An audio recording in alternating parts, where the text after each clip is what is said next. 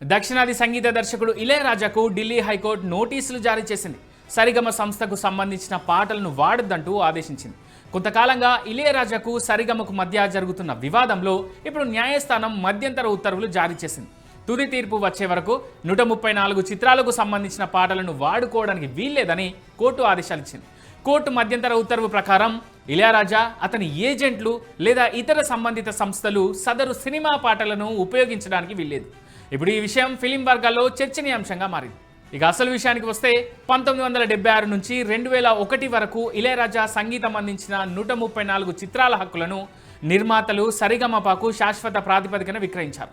అయితే ఇటీవల music director Ilaiyaraaja ఆ సినిమా పాటలను ఉపయోగించుకోవచ్చని కొన్ని మ్యూజిక్ స్ట్రీమింగ్ ప్లాట్ఫామ్లకు అనుమతులు ఇచ్చారు.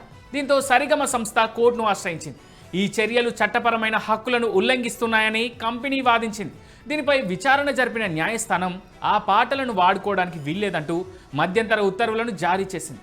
30 రోజుల్లోగా లిఖితపూర్వక అఫిడవిట్ సమర్పించాలని ఇళయరాజాను ఆదేశించింది. నిర్మాత నుంచి కొనుగోలు చేసిన తర్వాత పూర్తి హక్కులు సదరు సంస్థ సరిగమకే ఉంటాయని కోర్టు స్పష్టం చేసింది.